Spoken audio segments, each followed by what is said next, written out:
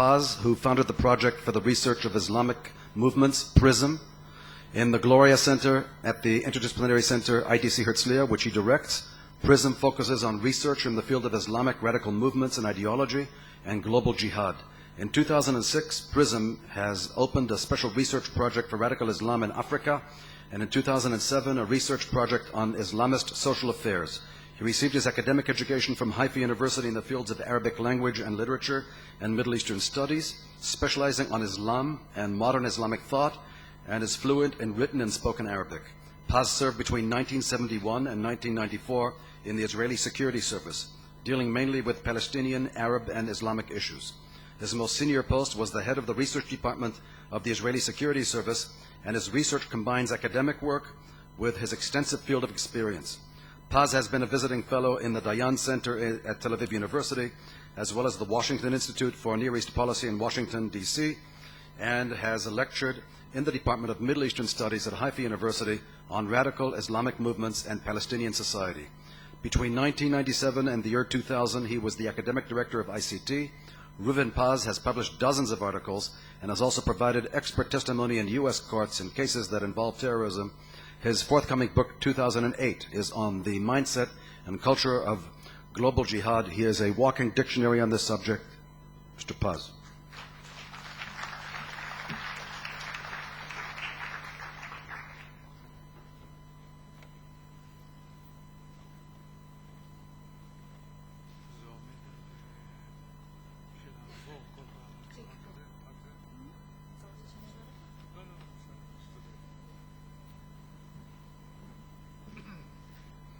Thank you, Jonathan. I would like to start with, traditionally this conference is always connected to the 9/11 event, but I would like to start with the commemoration of two other events. First, last Friday, there was, I would say historic, but a very important decision of the District Court in Washington, D.C.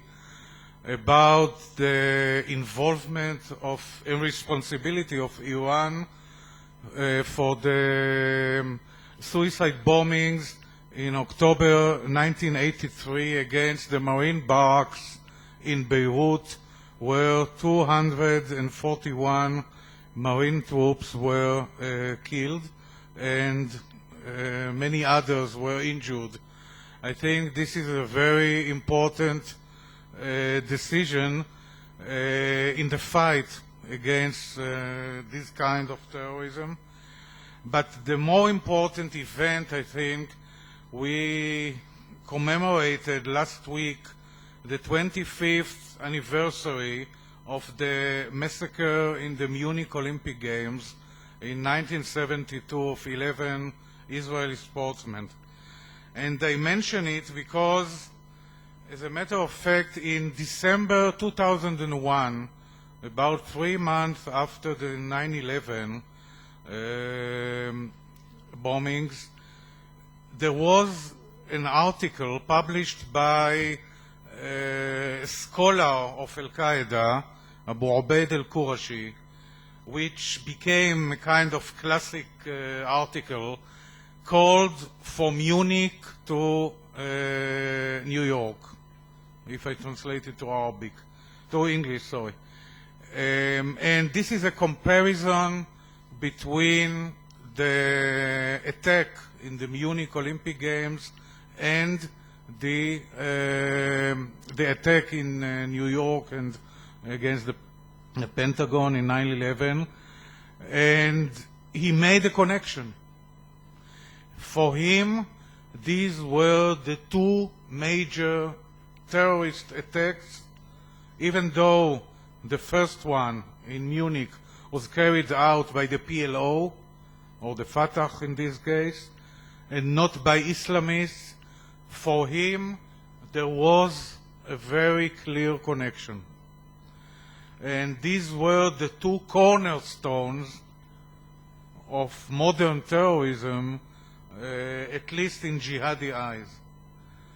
And for this reason, I would like to present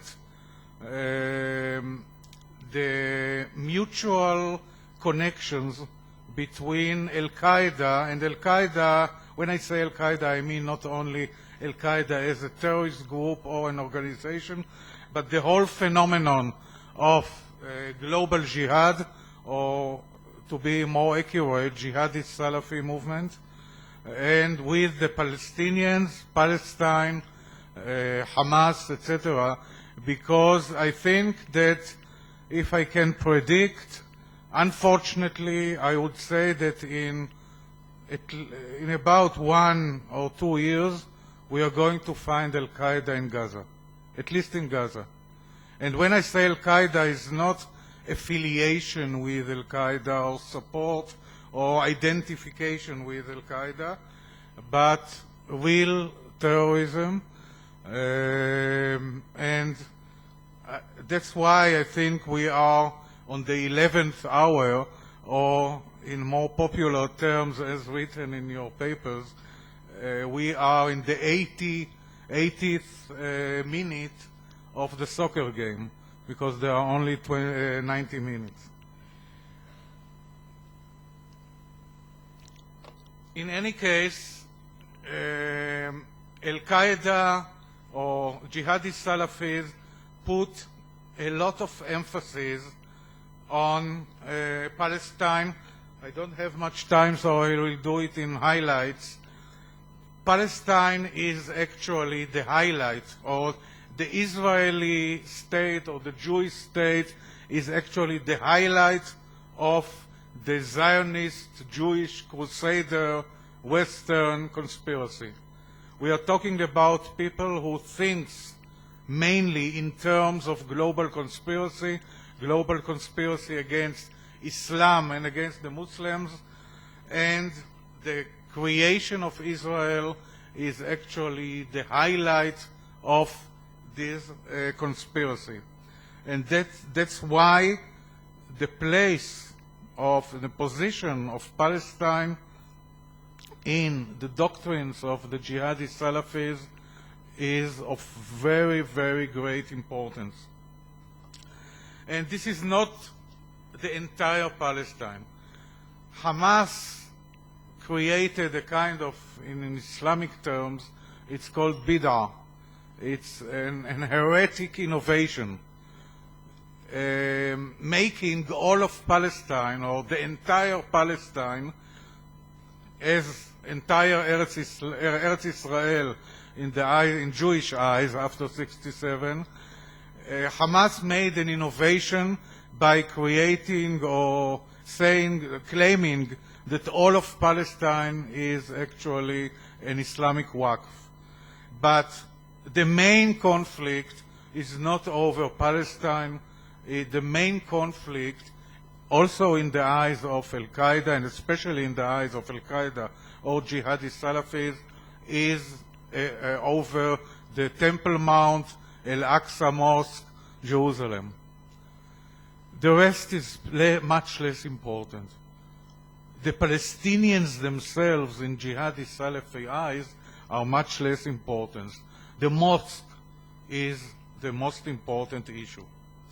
Another element is the fact that Palestine, especially the mosque and Jerusalem, is occupied by the Jews. The worst enemies, according to a very famous verse in the Quran, they are the worst enemies of the believers. They, and only after them, the apostates. And in the verse goes on in the next one, says that the best friends of the believers, Muslims, are the Christians, by the way. But this is for historical reason. But the fact that Palestine is occupied, and occupied by the Jews, and for them, this is the important terminology is Jews, not Israelis, not Zionists. Jerusalem occupied by the Jews is like one of the holiest issues captured by the enemy and should be released. Palestine, I don't have time to enter into details and deeply into the apocalyptic visions of Palestine in the apocalyptic visions of global jihad and jihadi Salafism, but we are talking also about a movement, and especially after 9/11, with a very, very strong sense of the apocalypse. They indoctrinate their youngsters to see themselves as living in an historical moment. The Messiah is going to come. It's like many Jews in Israel and outside of Israel. If I use a Jewish term, so the Atchalta de Geula, the beginning of their salvation. The 9/11 was an apocalyptic sign, and many of them are dreaming about bin Laden according to the apocalyptic doctrines of Islam, which are quite similar to the apocalyptic doctrines of Christianity. Bin Laden coming from the east, from Khorasan, and towards the Sham, towards Syria and Palestine, and afterwards the Antichrist, etc., etc., but it's very vivid for them. It's very vivid, and you can see hundreds of youngsters on jihadi websites expressing their apocalyptic notions very, very vividly. And of course, Palestine is the center. Palestine is the battlefield of the Armageddon. Palestine is the last battlefield in the end of the world. But we are talking about practical people. Despite whatever we think about them, they are practical. They know their limits.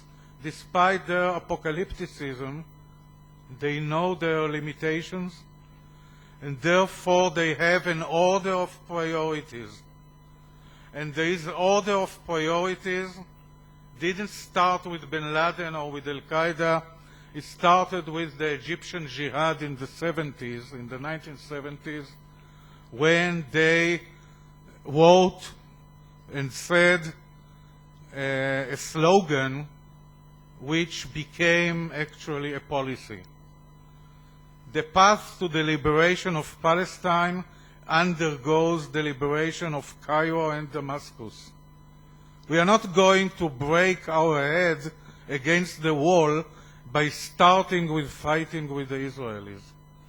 We have to release the Arab world, mainly the Arab world, around Israel, from the apostate governments. We have to start there, and not by a direct fight against the Israelis. Beside the ideology, they have also operational difficulties in arriving at Palestine, and this is the most important. In fact, until recently, they could carry out a suicide attack in Jerba against a synagogue in Jerba, Tunisia, against a synagogue in Istanbul, against a plane and an Israeli-owned hotel in Mombasa, Kenya. They tried to launch a missile from Aqaba to Eilat, but they couldn't arrive into Palestine per se, not into Israel within the Green Line, not into the territories, either Gaza or the West Bank, and because of operational difficulties, and because the perception, and in this case their analysis might be a little bit correct, they perceive the Arab governments as the defensive shield for Israel by the peace agreements closing the border with Israel for jihadi operations, mainly Egypt and Jordan, but also Syria. We have to remember that except for one terrorist operation in 1974, there has never been any terrorist operation through the border with Syria in the Golan Heights. And there is a massive support of Arab governments for the PLO Fatah. Arafat was a traitor, and this is the reason. This is the highest treason they could relate to Arafat, kissing the hand of the late Pope John Paul II. It's against everything that jihadis believe in. It's against their principle of loyalties, of al-wala wal-bara. It's against several verses in the Quran where they are told not to take the Jews and the Christians as allies or to be loyal to them. And this is one of the symbols. By the way, they use it a lot, this element of blaming their enemies within the Arab world of being Jews is very widespread. For example, there are several books that are trying to prove that the Saudi royal family has Jewish origins, or that Abu Mazen was Jewish, and Baha'i, and Freemason, by the way. So accusing their enemies within the Arab world and within the Muslim world of being Jewish is quite common. Now, if we move to the Palestinians, we have to mention that I will have to do it very briefly. Palestinians are the leading element of the globalization of jihad. It started with the original Izz ad-Din al-Qassam, not the Qassam Brigade, but the original Izz ad-Din al-Qassam, who came from Syria after he went away from the French mandate in Syria. And he started the jihad. He was the first in the Arab world in the 20th century, or the modern Arab world, to wage a popular jihad that was the leading element or a leading model later on for his successor. Then in 1936, Haj Amin al-Husseini, the then Mufti of Jerusalem and entire Palestine, and the then leader of the emerging national Palestinian movement, organized an international conference in Jerusalem in an attempt to globalize the Jewish-Arab conflict and to give it an Islamic color, an Islamic rep. And at that conference came Muslims from Indonesia and India and North Africa, which at that time was not regarded part of the Arab world, etc. So he was the second stage of globalization. Then in 1953, we find the emergence of a new party or organization, Hizb al-Tahrir al-Islami, the Islamic Liberation Party, founded in Jerusalem as a result of a split within the Muslim Brotherhood. And this was the first party to talk about a khilafah and the fight that will encompass not just the Arab world, as the Muslim Brothers did, leaving the rest of the Muslim world to al-Mawdudi and the Indian Muslims, But the Hizb ut-Tahrir was the first to talk about globalization, and in fact, I know many scholars that don't even know that the origin of Hizb ut-Tahrir is Palestinian, because the party became global. Their main struggle now is in London and Uzbekistan and Tajikistan and Southeast Asia, much more than in the Middle East or the Arab world. And then we have to remember at least three scholars, three leading Palestinian scholars. First, Abdallah Azzam, the spiritual father of Al-Qaeda in Afghanistan, a Palestinian.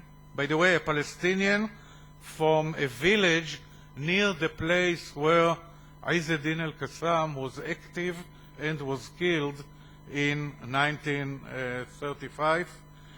Abu Muhammad al-Maqdisi, a Jordanian of Palestinian origin from Samaria, who is now in jail, but is the mentor, actually, and the recruiter of Abu Mus'ab al-Zarqawi, and father of some of the tactics of Zarqawi in Iraq, even though he also had some criticism over Zarqawi.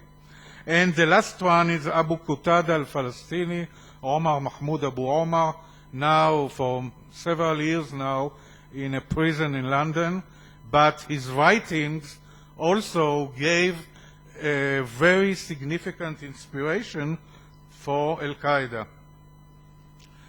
Then I must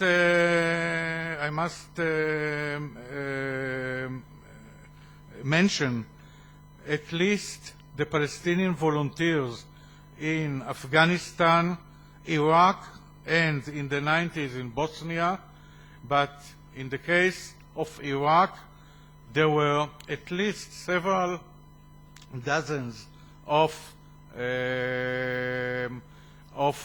Palestinian volunteers, not from the territories, only from the refugee camps in Lebanon and Jordan,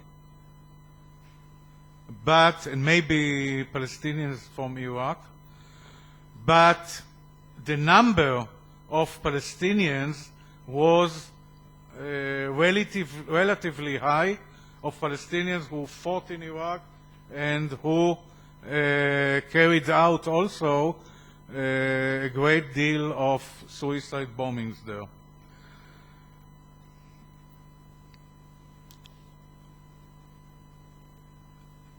The Palestinian refugees in Lebanon, as you all saw about what happened in Nahar al-Bared only lately, the attempt to rebel against the Lebanese army. We don't know if it's over, the story is over yet. And then comes the story of Hamas, the love-hate relations with Hamas. Here is a very unique example of bin Laden, in one picture of bin Laden and Sheikh Yassin with General Khattab, the late commander of the Arab Mujahideen in Chechnya. Now, I will do it very, very briefly. I have only 1 minute. Hamas is actually the main obstacle of Al-Qaeda or global jihad or jihadi Salafis to enter either Gaza and even the West Bank. Hamas is moving between nationalism and Islamism, but is not global. Hamas also is playing according to the democratic rules. It was elected, it accepts democracy, it is part of the Muslim Brotherhood, which is fighting for democracy in Egypt, in Syria, in Iraq, in other places, in Morocco, in Algeria, in other places as well. And let's say the highest treason of Hamas in the eyes of the jihadi Salafis is the alliance with Iran, Hezbollah, and the Shia. And on the other hand, Hamas used as an operational model for global jihad, they gave the jihadi Salafis the suicide bombings with all the necessary legitimacy for that, abduction of soldiers, the Qassam rockets, Yahya Ayash, which is a model for many of the jihadi Salafis of the jihadi insurgency in Iraq, a kidnapping manuals which the Al-Qaeda in Iraq use actually are a product of Hamas in the territories. Now I would like to finish with very briefly, two new elements in Gaza. One is the re-emergence of Wahhabi Salafism in Gaza. Re-emergence of Wahhabi Salafism financed by Saudi Arabia, either the Saudi government or Saudi individuals, which aims at dictating new rules for the society, unlike Hamas. Hamas, for the time being, is not doing almost anything to impose, if to use a Jewish term, ultra-orthodoxy on the Palestinians in Gaza. But the Salafis they burn pharmacies, they hit people, and mainly women, and they are trying to change the atmosphere in Gaza. And a very surprising phenomenon, which we know in recent years from other parts of the Arab world, conversion of Sunnis to Shia. They don't become pro-Iranians, that's another story, but they become Shiis. There are at least now even two Shi'i websites in Gaza where they create a lot of indoctrination for Shia, religious indoctrination for Shiism, and this is also another issue of conflict, not just the big conflict between Hamas and Fatah, which is almost over. The last issue is what I call the Dormush syndrome. Big families, very strong families with, in fact, no ideology. As we say in Hebrew, they don't have a God. They fight with Fatah, they go to Hamas. They fight with Hamas, right now they went to Al-Qaeda. Those who abducted the British journalist Ellen Johnston, who was released by force by Hamas. And they control many criminal and terrorist activities in Gaza. And this is going to lead, in my view, to the Iraqization of Gaza, but I don't have much time to collaborate on this, so thank you.